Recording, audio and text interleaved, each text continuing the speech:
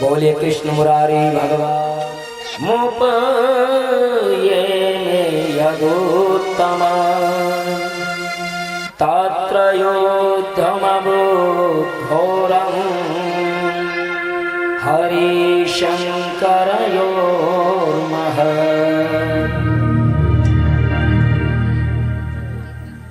सुखदेव जी महाराज कहने लगे कि बाणासुर एक बड़ा शिव भक्त था वो असुरवंशी, लेकिन भगवान भोलेनाथ का बड़ा भारी भक्त था। उसकी उषा नामक एक सुंदरी कन्या थी। स्वप्न में उषा को अनिरुद्ध के दर्शन होते हैं और स्वप्न में अनिरुद्ध के साथ वो रति करती है और तब अतृप्त अवस्था में ही उसकी नींद खुलती है और जैसे ही नींद खुली तो वो हा कंत पुकारने लगी। उसकी सखी सेनापति कुंभांड की पुत्री चित्रलेखा एक योगिनी थी। तत्कालीन राजाओं और राजकुमारों के चित्र बनाए। जब वह वसुदेव बलराम श्री कृष्ण के चित्र देख करके शर्मा गई।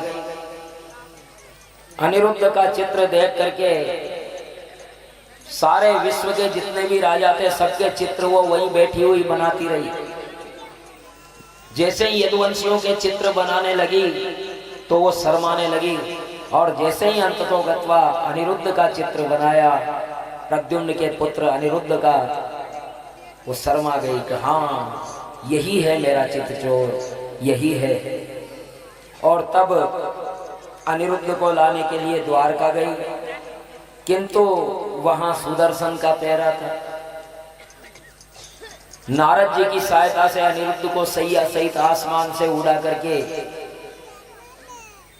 और बाणासुर के महल में ले आई जहां उषा थी। उषा अनिरुद्ध का मिलन हुआ। अब सैनिक जो उषा के दरवाजे पर तैनात थे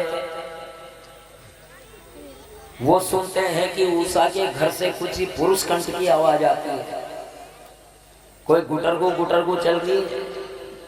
सैनिकों को शक हुआ तो उन्होंने राजा को कह दिया कि देखो बाणासुर महाराज, आपकी पुत्री के चाल चलन कुछ ठीक नहीं लग रहे, कहीं ऐसा नहीं हो कि कुछ गड़बड़ हो जाए। बाणासुर ने सैनिकों के कहने पर उषा के कक्ष में प्रवेश किया तो देखता क्या है कि उषा अनिरुद्ध की गोद में सिर लेकर के रख करके लेटी हुई है। और इस प्रकार से दृश्य जब देखा तो बाणासुर की आंखों में खून उतर गया और अनिरुद्ध भी लड़ने के लिए तैयार हो गए, लेकिन नागपाश से बांध करके और अनिरुद्ध को जेल में डाल दिया गया। नारद जी ने द्वारका जाकर के कहा कि महाराज द्वारकाधीश, आपका पोता कहाँ है? तो कृष्ण भगवान ने कहा कौन से नंबर का?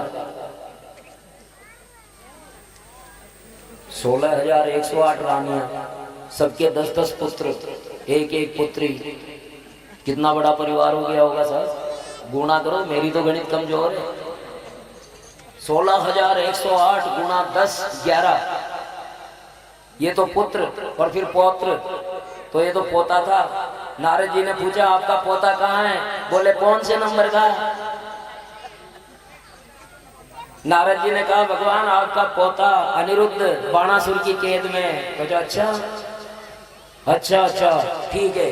तो फिर 24 अक्षौहिणी सेना लेकर के भगवान वहां पहुंच जाते हैं बाणासुर की नगरी को। ये ऊखी मठ जहां केदारनाथ भगवान की शीतकालीन में पूजा होती है ना,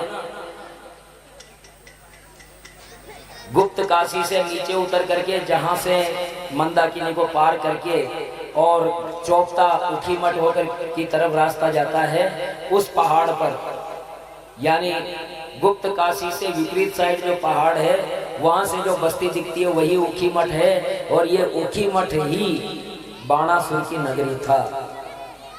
तब भी भगवान भोलेनाथ उसकी नगरी के रक्षक थे और आज भी है। तो बाणासुर की नगरी को घेर लिया द्वारकाधीश की सेना ने। और इस प्रकार बाणासुर ने क्या है कि जब तांडव नृत्य किया था भगवान भोलेनाथ ने, तो 1000 हाथों में डमरू बजाए थे और उससे प्रसन्न होकर के उनके रक्षक होने का वरदान दे दिया था। बाणासुर को अवध्यता का वर मिला था। उधर शिव सेना और इधर नारायणी सेना, भीषण युद्ध होने लगा। ब्रह्मास्त्रस्य च ब्रह्मास्त्रं वायव्यस्य च पार्वतम् आग्नेयस्य च पार्जन्यं नेत्रं पाशुपतस्य च।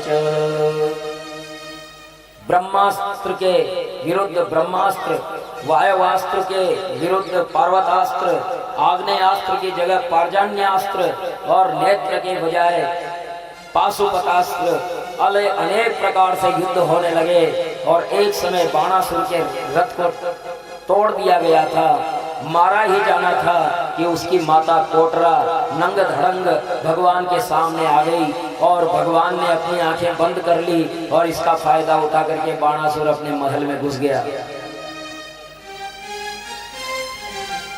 शिव जी ने 3 पैर और 3 सिर वाला ज्वर छोड़ा, तो कृष्ण ने भी ज्वर छोड़ा। ज्वर आपस में लड़ने लगे। वैष्णव ज्वर से माहेश्वर ज्वर पीड़ित होकर के और श्री कृष्ण के शरण में गया।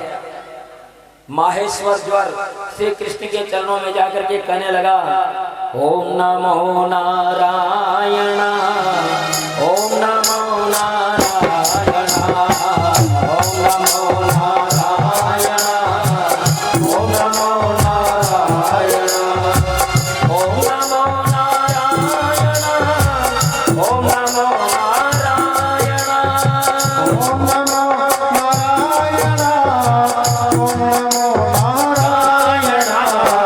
ओम नमो नारायण, ओम नमो नारायण, ओम नमो नारायण, ओम नमो नारायण। नमामि स्वानंद परेशं सर्वात्मनं केवलं व्यक्तिमात्रं विश्वोत्पत्तिस्थानसम्भूतं यत्र ब्रह्मलिङ्गं प्रशान्तं यत्र ब्रह्मलिङ्गं प्रशान्तम्। ओम नमो नारायण, ओम नमो नारायण, ओम नमो नारायण, ओम नमो नारायण।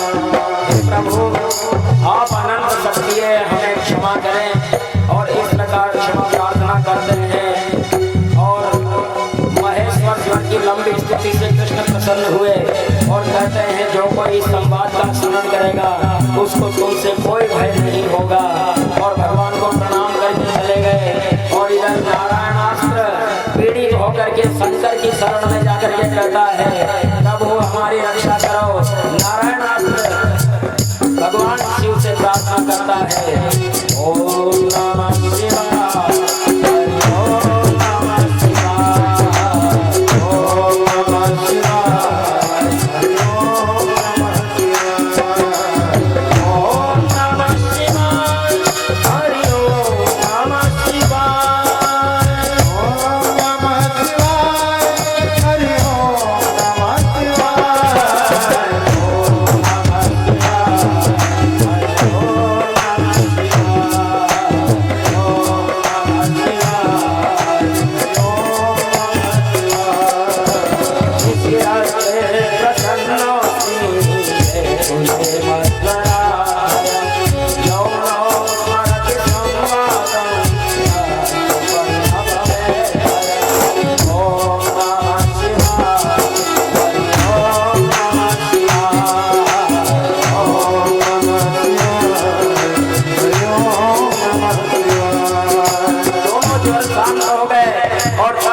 भगवान शिव ही नारायण के पास आ गए और वो कहते हैं, हे नारायण, ओम नमो नारायण, ओम नमो नारायण, ओम नमो नारायण।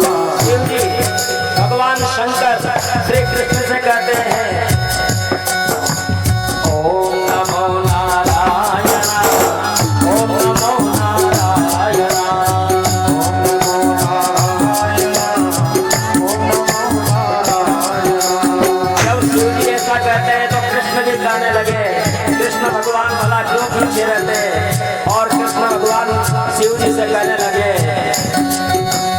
ओम नमः शिवाय, ओम नमः शिवाय, हरि ओम नमः शिवाय, ओम नमः शिवाय, हरि ओम नमः शिवाय, ओम नमः शिवाय, हरि ओम नमः शिवाय, ओम नमः शिवाय, हरि ओम नमः शिवाय।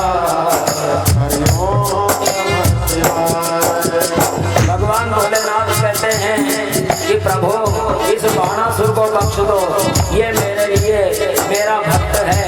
तब कृष्ण कहते हैं कि ये मेरे ही भक्त का पोता है, बलि का पोता है, इसलिए मैं इसे नहीं मारूंगा। और भगवान ने उसके सारे हाथ काट लिए, केवल 2 हाथ छोड़ दिए। 1000 हाथ थे इसके बजाय केवल 2 हाथ रहने दिए। और इस प्रकार प्रणाम किया बाणासुर ने और अपनी पुत्री उषा को अनिरुद्ध के हाथ में दे करके और विदा किया। और इस प्रकार भगवान के पोते का भी विवाह हुआ।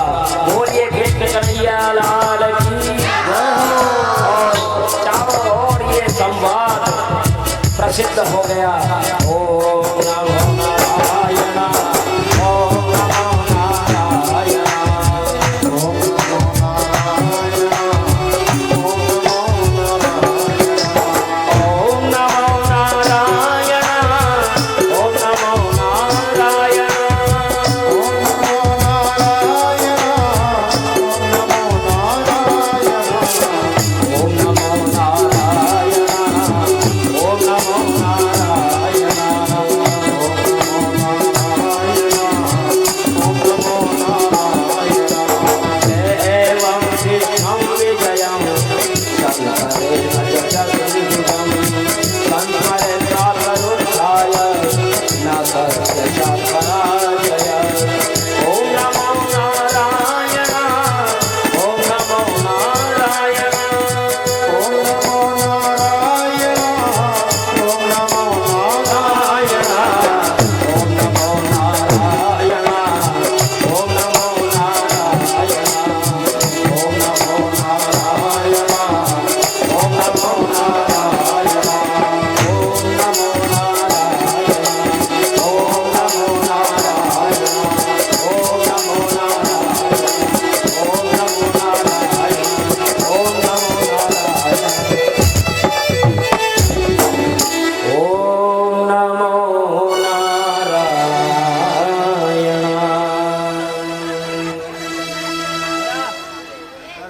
जो इस शिव सेना और नारायण सेना के युद्ध की पावन कथा का श्रवण करता है, मनन करता है, उषा और अनिरुद्ध के इस विवाह की कथा का श्रवण करता है, वो जीवन में कभी पराजित नहीं होता है। ये इस कथा की फलश्रुति है। एक दो पवन राजन जगुर्यदो कुमार का विहरतो सांब सतद्युम्ना चारुवानुगदादय।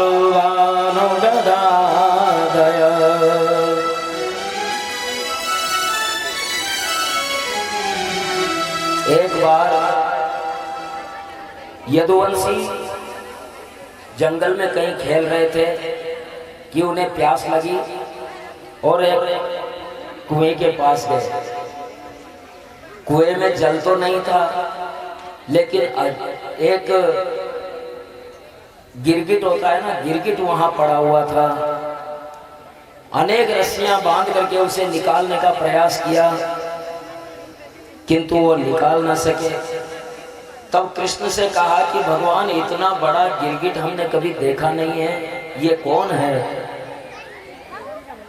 और भगवान श्री कृष्ण ने केवल हाथ से ही उसे बाहर निकाल लिया। और भगवान श्री कृष्ण के हाथों का जो चरण स्पर्श हुआ उस गिरगिट को, तो वो दिव्य रूप में प्रकट हो गया। भगवान तो सर्वज्ञ हैं, उनको पता था कि ये लीला क्या है, लेकिन फिर भी वो पूछते हैं। दशामिमां वा कृतमेन कर्मणा सम्प्रावितोऽस्य तरं सुभद्रा आत्मानमाख्याहि विवेत्सतां नो यन्मन्यसेना क्षममात्र वक्तुम्।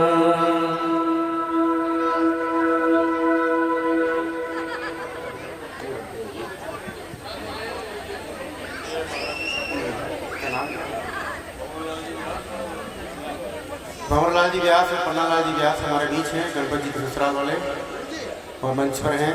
और मैं निवेदन करूंगा, श्रीमान प्रधानाचार्य महोदय गंगापुर हमारे बीच में हैं, पधारे मंच पर और महाराज जी को माल्यार्पण करावें। सुरेश जी भाई साहब हेल्प करें। श्रीमान नरोत्तम जी दादी साहब मंच पर हैं।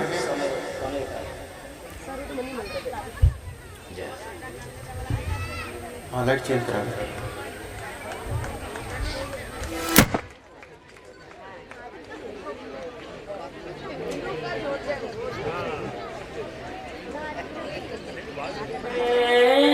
कर्मणा सम्प्रापितोऽस्य तदर्ह सुभद्रा आत्मानमाख्याहि विवेत्सतां नो यन्माश्यसेना क्षममात्र वक्तुम्।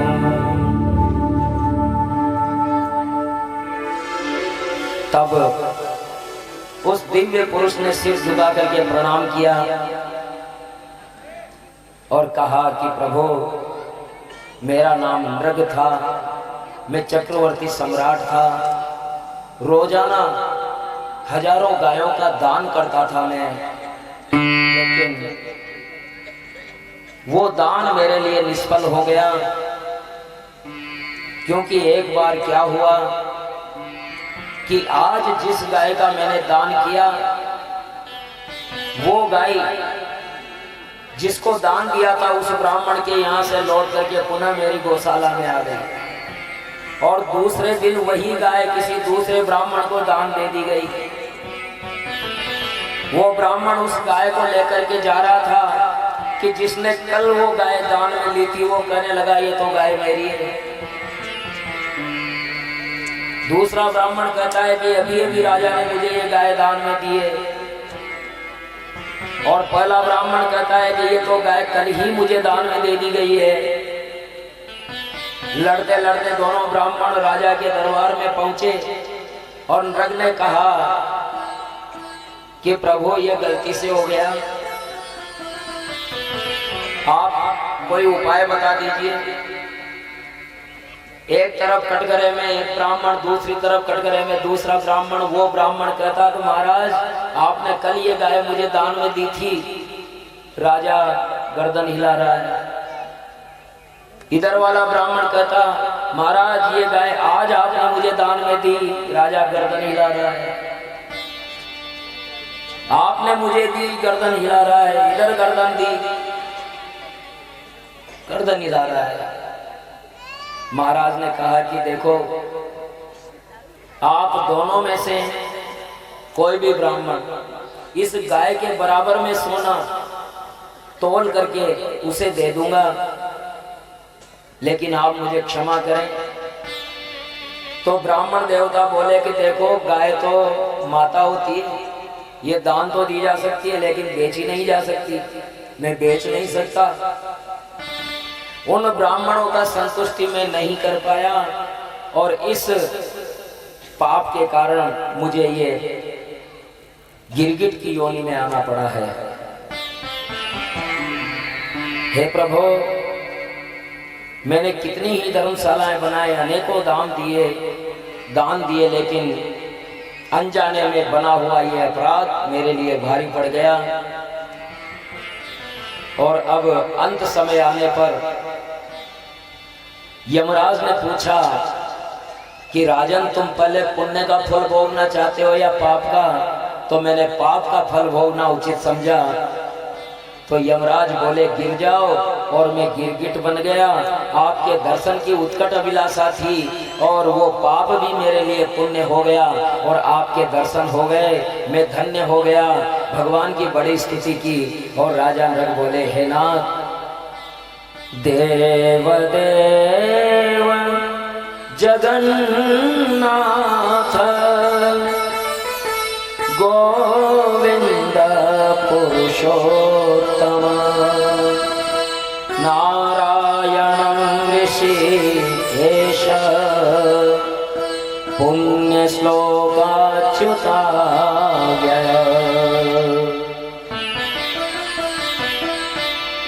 अनुजानीहि मां कृष्ण यान्तं देवगतिं प्रभो यत्र क्वापि सतश्चेतो भूयान्मे त्वत्पदास्पदम्। हे प्रभु, आपके दर्शन हुए तो मुझे अब किसी की कोई अपेक्षा नहीं रही है। मैं आपके लोक को जा रहा हूं, लेकिन ऐसी कृपा करो कि मैं जहां भी रहूं मेरा चित्त आपके चरणों में ही लगा रहे।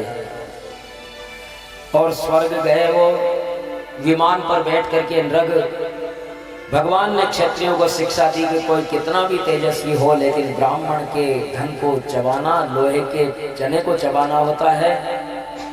कोई कुछ भी पचा सकता है, लेकिन ब्राह्मण यानी जो सत्व जीवी है, जो सत्य पर जीता है हमेशा, उसका धन कोई पचा नहीं सकता। और इस प्रकार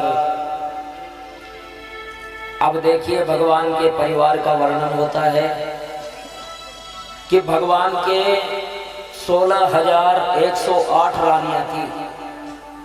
प्रत्येक रानी के 10-10 पुत्र। हिसाब लगाना, प्रत्येक रानी के 10-10 पुत्र। और आज हमारे गृहस्थ कहते हैं कि बहुत पहले एक नारा चला करता था, 2 या 3 बच्चे बस। फिर नारा चला, बच्चे 2 ही अच्छे। फिर नारा चला कि चंदा भी एक, सूरज भी एक और हमारा भी एक। अब आश्चर्य की बात है कि 2 मिलकर के 1 पैदा कर रहे हैं। तुम जनसंख्या बढ़ा रहे हो घटा रहे हो? 2 मिलकर के 1 पैदा कर रहे हैं, तो 2 से 1 हो गया। अरे 2 से 4 हो। और अब तो हद हो गई। अब तो नए बच्चे ये कहते हैं कि बच्चे पड़ोसी के अच्छे।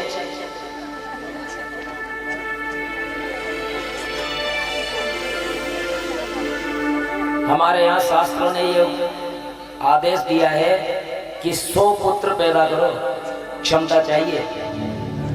100 पुत्र पैदा करो, लेकिन शर्त है, अगर वो शर्त आप स्वीकार करते हैं तो करो, नहीं तो निपुते ही अच्छे।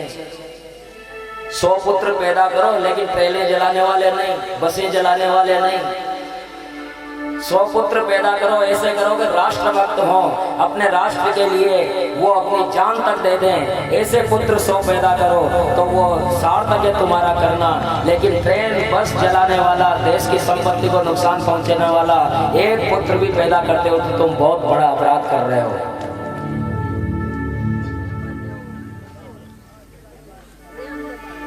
सत्कारी संस्कारी पुत्र होगा तो वो पर्यावरण को भी नष्ट नहीं करेगा। आज तर्क ये दिया जाता है कि संसाधन नहीं है। अरे संसाधन बहुत है, संसाधनों की कोई कमी नहीं है, तुम्हें उपयोग करना नहीं आता। दुरुपयोग कितना हो रहा है। पानी की कोई कमी नहीं है लेकिन हम बहा रहे हैं। निर्लज्जता पूर्वक पानी का दुरुपयोग कर रहे हैं और कहते हैं पानी कम है। ईश्वर अगर किसी को भेजता है ना तो पहले चौंस देता है, उसके पहले चुगे की तैयारी करता है। वो बच्चा इस दुनिया में आता है उससे पहले उसके लिए दूध पैदा हो जाता है। एक शिलाखंड के बीच में जब कारीगर उस पट्टी को फाड़ रहा था तो उसके अंदर चींटी निकली और उसके मुंह में दाना था। जहां भी होगा उससे पोषण मिल जाता है।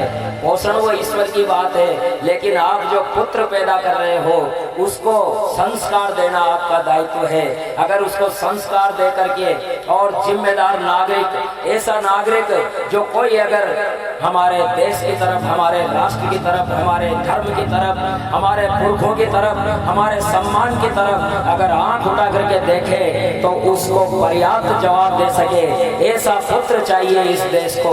और ऐसे पुत्र अगर आप 100 पुत्र पैदा कर सकते हैं तो करो, शास्त्रों की तरफ से छूट है। लेकिन ऐसा एक पुत्र भी पैदा मत करो जो देश को नुकसान पहुंचाए, देश के सम्मान को बट्टा लगाए, हमारे पूर्वजों का नाम खराब करे, सम्मान मिट्टी में मिलाए। ऐसा एक पुत्र भी नहीं चाहिए। ऐसे पुत्र होने से तो निपुता हो जाना अच्छा है।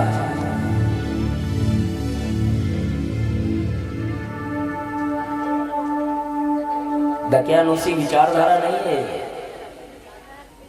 ये वो संस्कार है। एक ट्रेन को जला दिया जाता है, खरबों रुपए की एक ट्रेन होती है और उसको बात की बात में जला दिया, कोई मतलब ही नहीं है। किसका नुकसान कर रहे हैं, क्यों कर रहे हैं? असहमति हो सकती है, कुछ भी हो सकता है, लेकिन नुकसान तो आपका अपना है ना। और जिसने उसे अपना नुकसान नहीं माना वो काय का नागरिक है।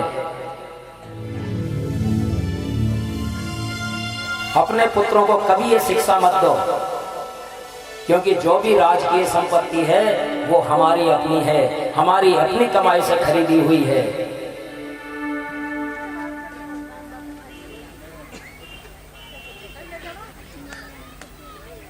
पुत्र होना नहीं होना दूसरे नंबर की बात है, लेकिन संस्कारी होना अवश्य में आवश्यक है। और इस प्रकार भगवान नारायण भी एक बार उनके द्वारका में जाते हैं और 16,108 कक्षों में घूम जाते हैं और भगवान कहीं ना कहीं कुछ ना कुछ करते हुए पाते हैं। और हर जगह भगवान कृष्ण पूछते हैं कि ओ देव ऋषि कब आए। हर घर में जाते हैं, भगवान कुछ ना कुछ करते पाते हैं और हर कक्ष में वो कहते हैं कि देव ऋषि कब आए। तो नारद जी बड़े असमंजस में हो जाते हैं और इस प्रकार